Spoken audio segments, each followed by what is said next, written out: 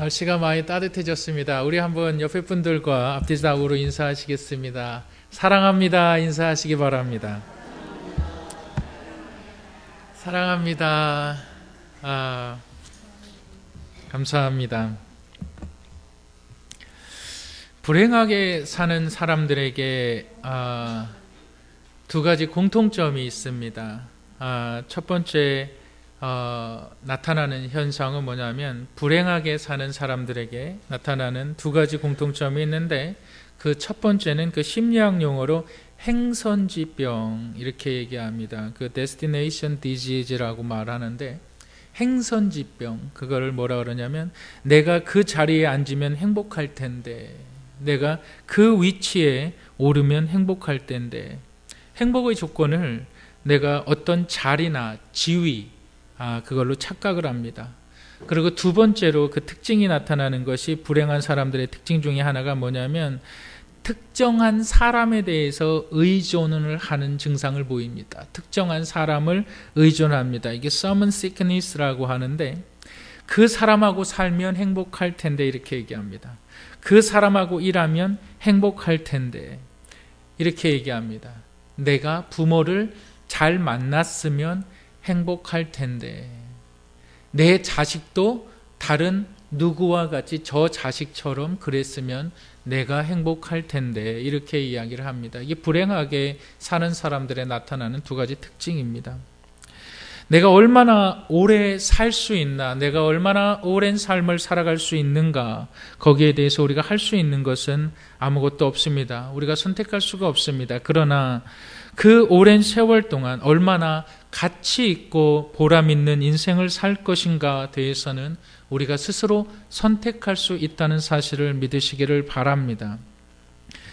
미국의 그 최장수 그 비즈니스 매거진 그 포춘지에서 세계 그 500대 기업의 임원들, 부장급 이상 그 임원들을 선정을 해서 자신의 성공 요인이 무엇입니까? 라고 이렇게 물었습니다. 이에 대해서 94%의 그 대답이 똑같은 대답을 했는데 그것이 뭐냐면 태도였습니다.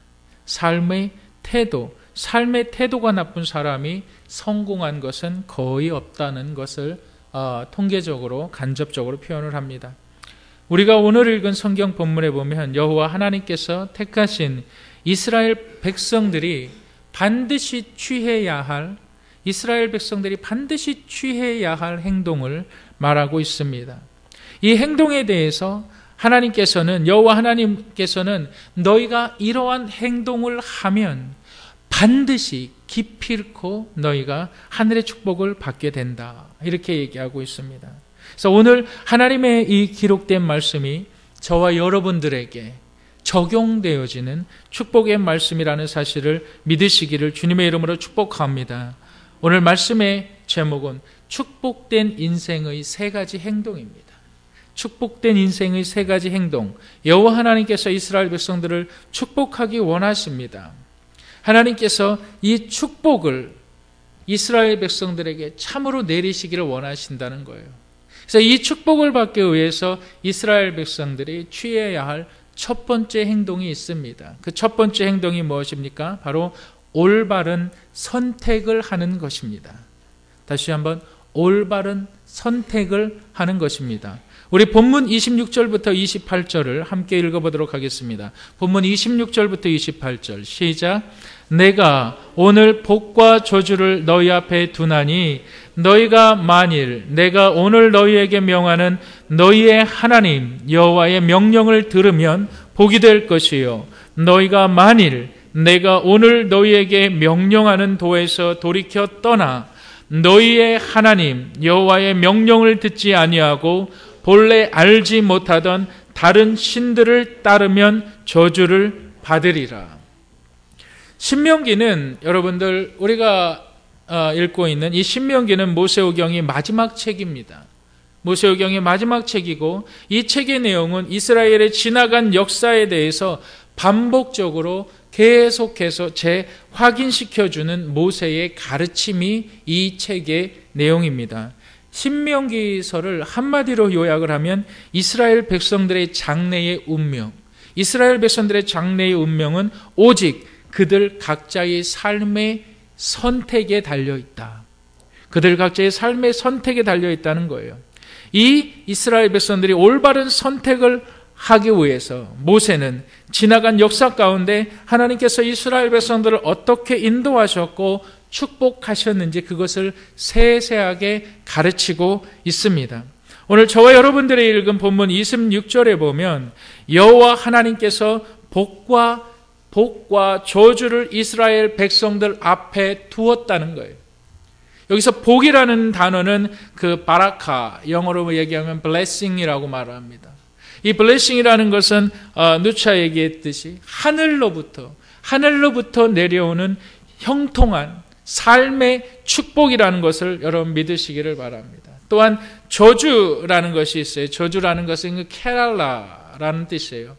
이 케랄라라는 이 저주의 뜻이 뭐냐면 이 법률적 용어입니다. 이 법률적 용어로 권한과 혜택을 박탈해버리겠다 이겁니다. 너희에게 주어진 축복의 권한, 너희가 누려야 될 하나님의 그 혜택을 하나님께서 박탈해버리겠다. 이 저주의 뜻입니다. 이 케랄라리라는 이 저주의 뜻이. 우리는 흔히 착각하기를 축복을 행복하고 연관시켜서 생각할 때가 있고 저주를 불행이라고 생각할 때가 많이 있습니다. 나는 운이 없어서 불행하고 나는 운이 좋아서 행복한 것이라고 생각할 때가 많이 있습니다. 그러나 축복과 저주는 행운과 불행이 아닙니다. 축복은 하나님께서 하늘로부터 내리시는 이 땅의 복이고 저주는 하나님께서 그 축복을 막으시는 거예요.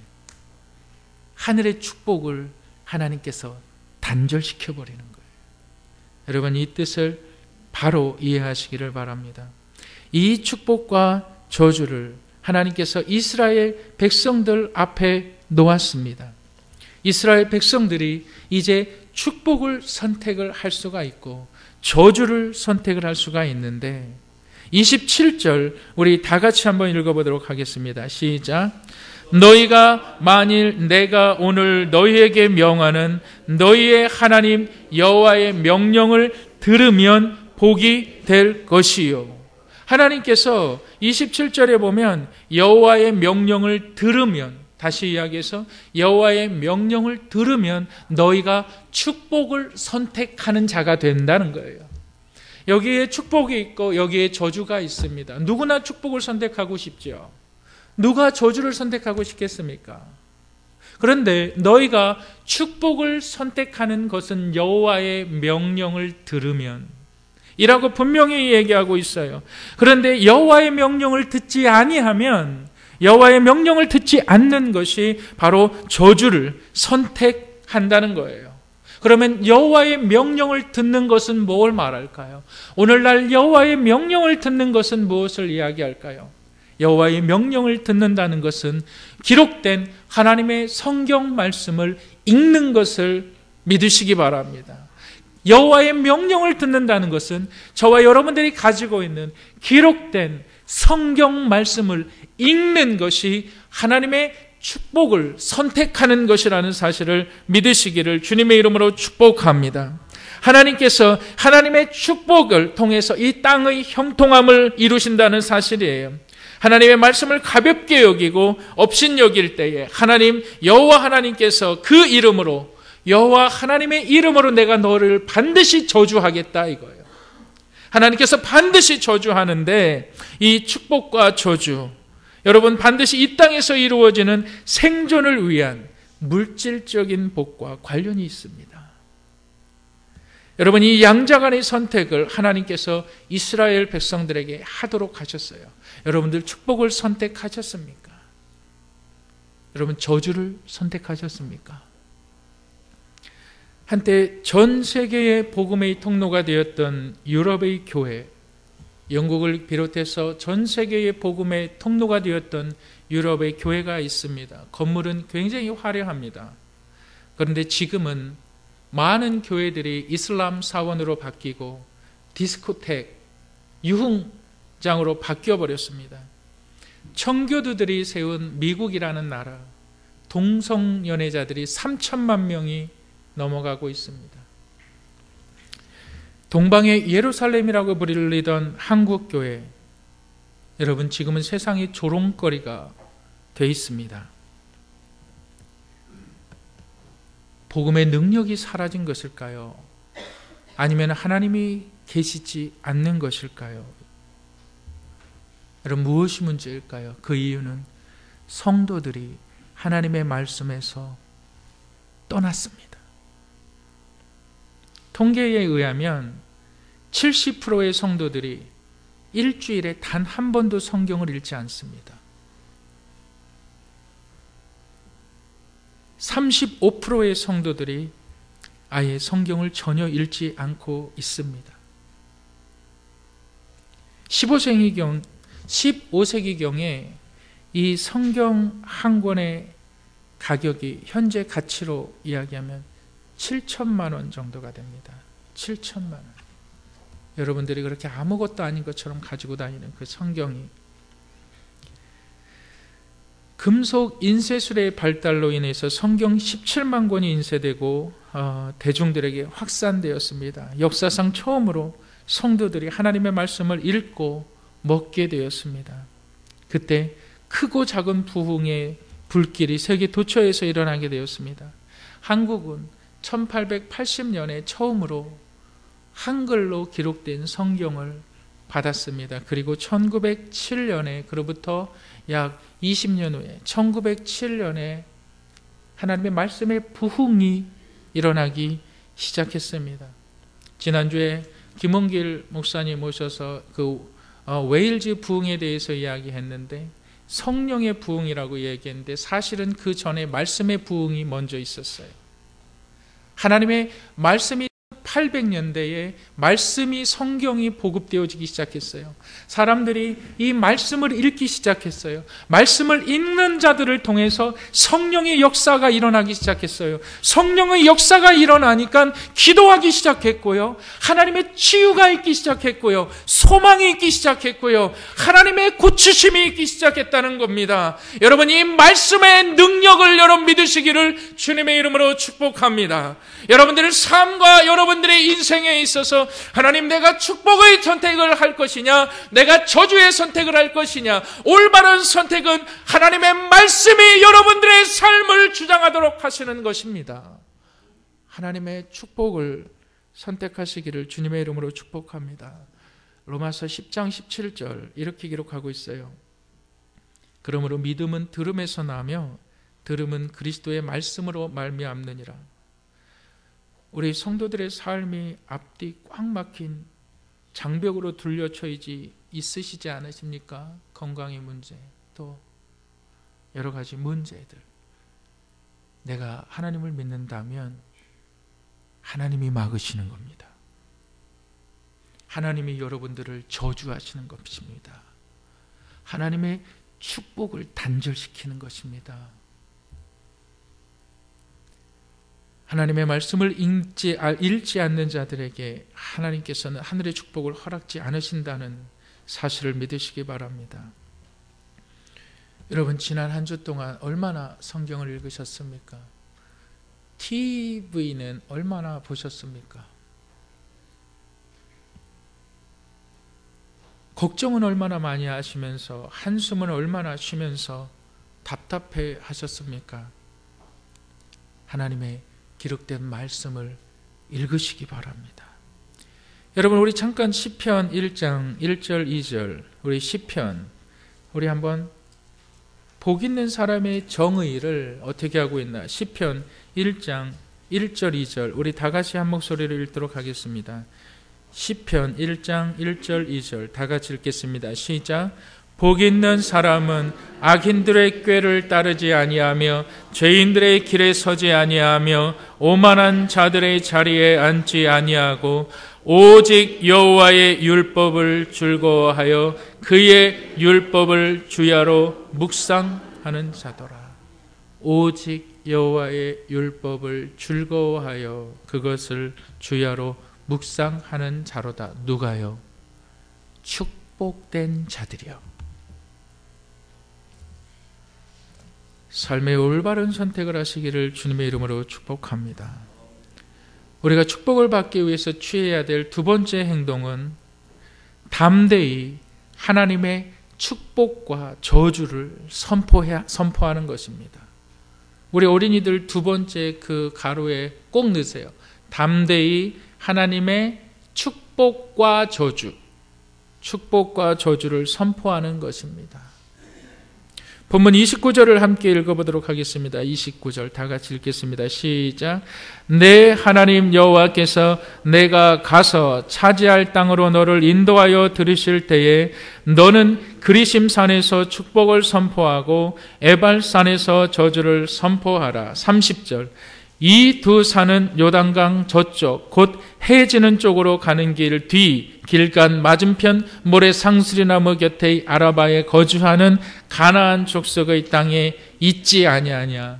29절에서 30절에서 강조하고 있는 단어가 있는데 그것은 선포하라. 이거예요. 선포하라는 말이 뭐냐면 너희가 두라 이거예요.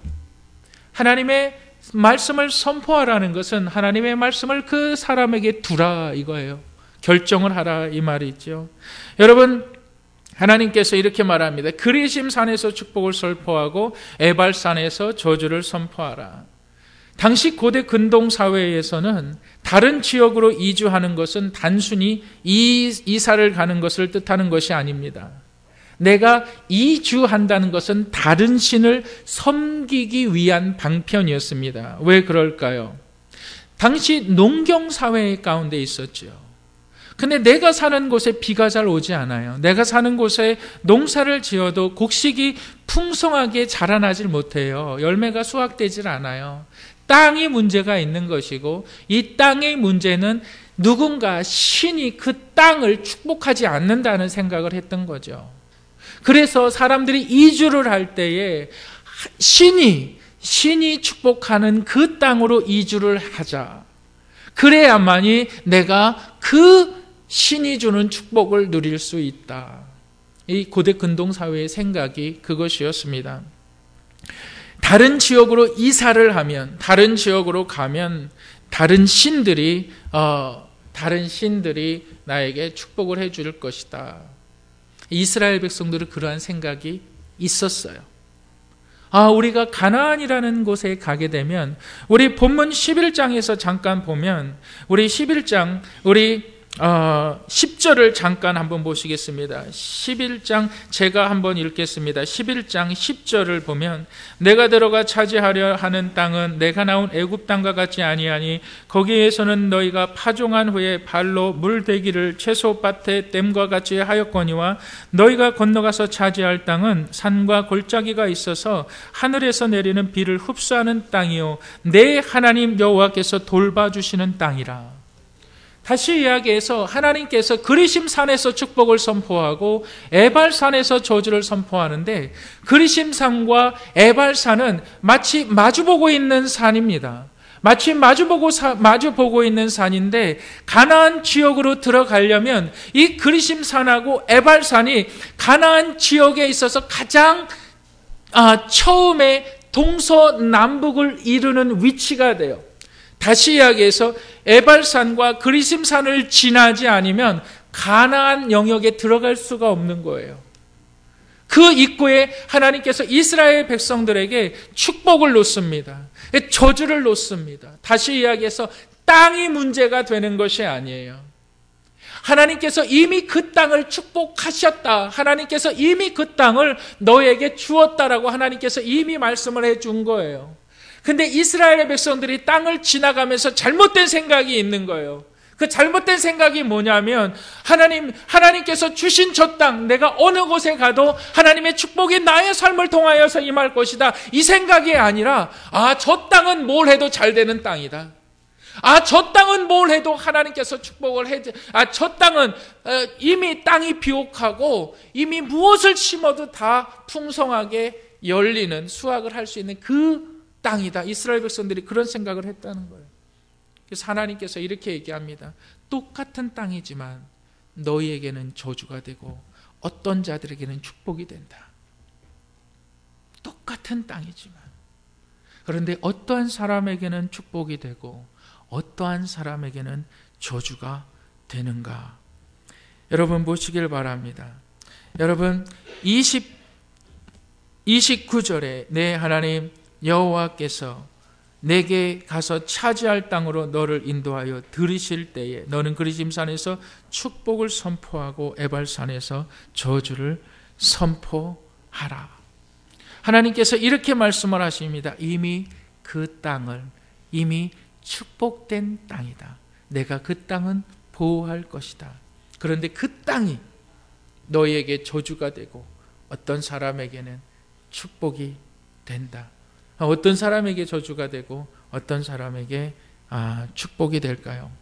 여러분 우리 본문을 계속 보면은 나오는 것이 이것입니다. 뭐라 그러냐면 너희의 하나님 여호와 너희의 하나님 여호와를 너희에게 말씀하신 대로 너희가 밟는 모든 땅 너희 사람들에게 너희를 두려워하고 무서워하게 하리니 너희를 능히 당할 사람이 없도다. 또 우리 한번 22절을 한번 읽어보겠습니다. 22절 다시 한번 읽어보겠습니다. 시작. 너희가 만일 내가 너희에게 명하는 이 모든 명령을 잘 지켜 행하여 너희의 하나님 여호와를 사랑하고 그의 모든 도를 행하여 그에게 의지하면 누가 축복된 땅을 소유할 수 있고 누가 저주의 땅을 소유할 수 있습니까?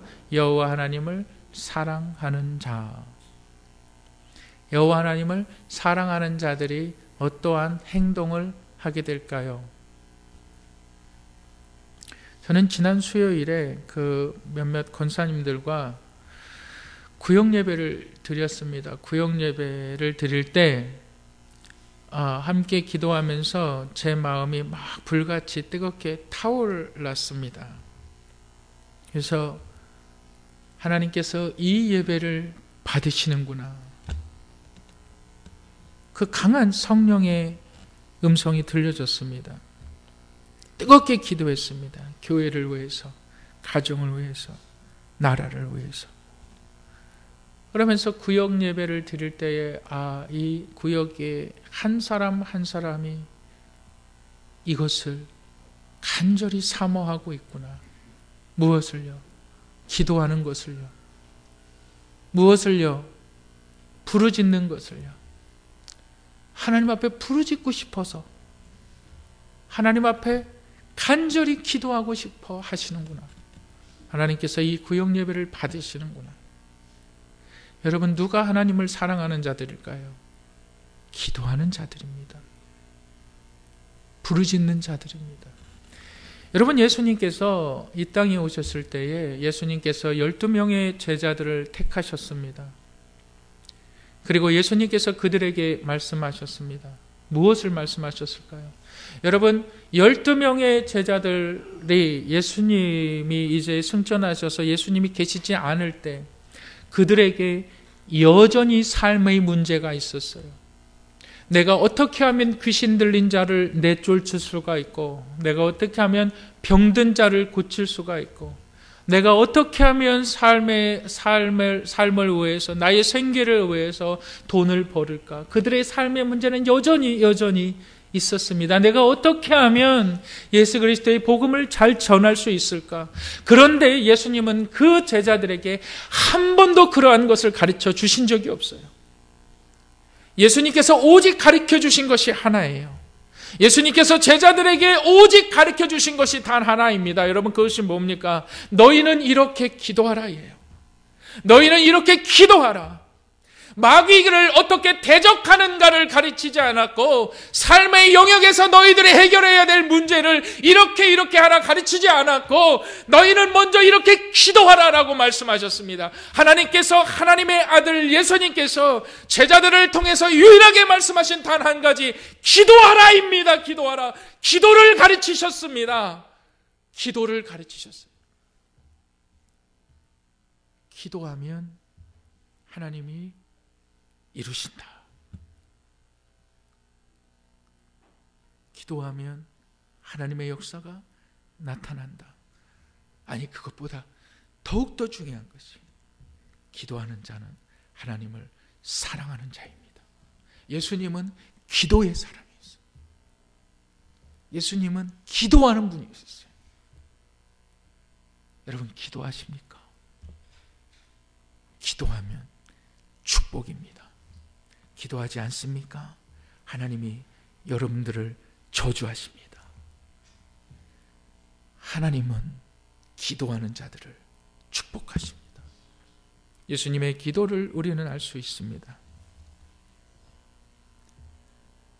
예수님의 기도는, 인간의 몸을 입고 이 땅에 오신 예수님의 기도는 감당할 수 없는 삶의 어려운 고통을 예수님은 기도로 이겨내셨습니다.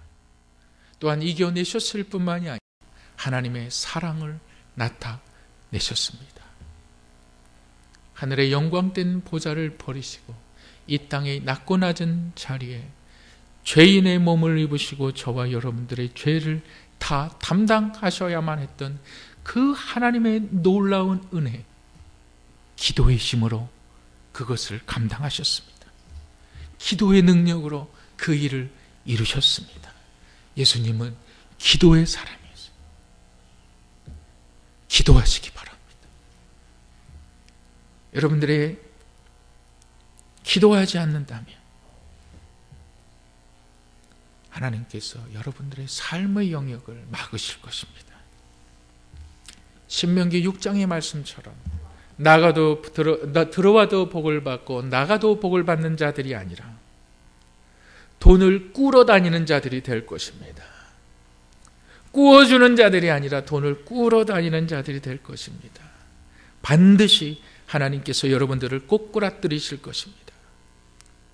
반드시 여러분들의 모든 삶의 영역은 나빠질 것입니다. 하나님의 축복된 자들은 하나님의 축복과 저주를 선포할 수 있어야만 합니다.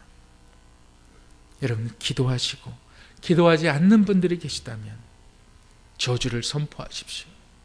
저주의 자리에 돌아서서 축복의 자리에 올 수 있도록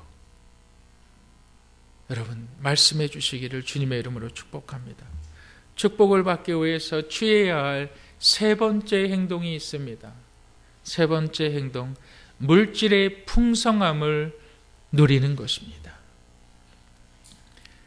축복을 받기 위해서 취해야 하는 세 번째 행동은 물질의 풍성함을 누리는 것입니다. 우리 본문 31절과 32절 함께 읽어보도록 하겠습니다. 시작.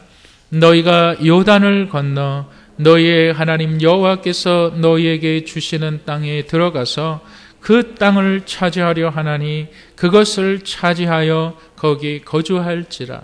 내가 오늘 너희 앞에 베푸는 모든 규례와 법도를 너희는 지켜 행할지니라. 가나안에 들어가는 이스라엘인들에게 두 가지 측면의 요구가 되었습니다. 첫째는 선물로 주어진 그 가나안 땅을 너희가 차지하고 거기에 거주하라. 두 번째로는 너희 앞에 베푸는 모든 규례와 법도를 너희가 지켜 행하라. 이것이었습니다. 보면 31절에 우리가 보면은 강조되어지는 두 단어가 있어요. 첫 번째로는 뭘까요? 차지하라. 두 번째 단어가 뭘까요? 거주해라. 하나님의 축복이 임하는 자들은 땅의 영역을 차지하라는 거예요. 그리고 거기에 거주하라는 거예요. 이스라엘 백성들이 가나안 땅으로 들어가는 것이 하나님께서 생활할 곳이 없어서, 거주할 곳이 없어서 이주시킨 것이 아니라 이스라엘 백성들이 반드시 소유해야만 하고 그 땅에 거주해야만 하고 하나님을 모르는 자들을 정복해 나가야 되는데 그들을 죽여나가는 것이 아니라 그들이 이스라엘 백성들의 삶에 속하도록 그들을 점령해 나아가라는 거예요. 그러기 위해서 필요한 것이 뭐냐면 이 땅의 권세를 누려야 된다는 겁니다. 이 땅의 영역에 있어서 하나님의 축복을 받은 것을 증거하라는 겁니다. 여러분들 예수님 믿고 잘 사셔야만 됩니다.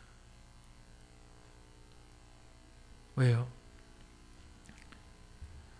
여러분, 예수 그리스도를 믿고 물질의 축복을 받아야만 합니다. 가난한 사람들이 가난에서 벗어나야만 합니다. 병 고침을 받는 사람들이 많이 나타나야만 합니다. 저는 이 말씀을 믿습니다. 그러나 그 전에 반드시 알아야 할 것은 하나님께서 하나님의 자녀들을 복 주시는 분이라는 사실을 믿으시기 바랍니다. 그리고 이 복은 물질의 복 이전에 영적인 영원한 축복이 먼저 옵니다. 하나님의 말씀으로 내가 죄인임을 깨닫고 내가 상상할 수 없는 수만 가지의 죄악들로 인하여서 영원히 죽을 수밖에 없는 내가 하나님의 독생자 예수 그리스도로 말미암아 구원함을 받는 역사가 일어나야만 합니다. 하나님께서 이 영적인 영원한 축복을 허락하여 주세요. 그리고 이 땅에서 누려야 되는 축복을 허락하여 주십니다. 왜 그럴까요? 그것이 하나님을 알지 못하는 영혼들을 살리기 위한 강력한 도구가 되기 때문에 그렇습니다. 왜 그럴까요? 그것이 물질들이 하나님을 알지 못하는 자들을 하나님을 알게 하고 하나님을 전하게 하는 강력한 무기가 된다는 사실을 여러분 믿으시기를 주님의 이름으로 축복합니다. 여러분, 예수 그리스도의 십자가의 죽으심으로 말미암아 하나님의 자녀가 되었고 하나님의 자녀가 된 사람들은 영원한 영생의 축복을 하나님께서 허락하시지만 정말 이 땅에서도 축복을 누릴 수 있는 자들이 된다는 것을 여러분 믿으시길 바랍니다. 잘 살아야만 합니다. 건강한 인생을 살아야만 합니다.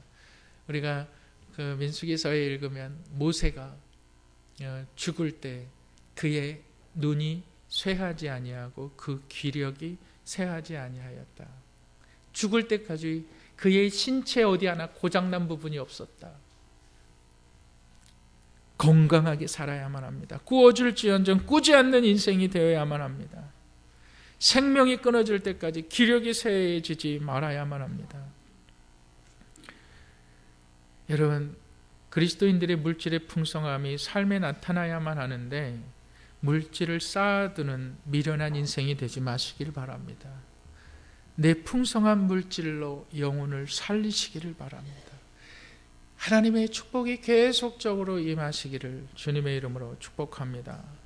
영혼을 살리는 일에 여러분들 얼마나 투자하셨나요? 전도하는 일에, 선교하는 일에. 여러분, 제가 참 여러분들에게 죄송한 말씀 드리지만 선교 대회를 위해서 제가 그렇게 우리 성도들에게 말씀을 드렸어요.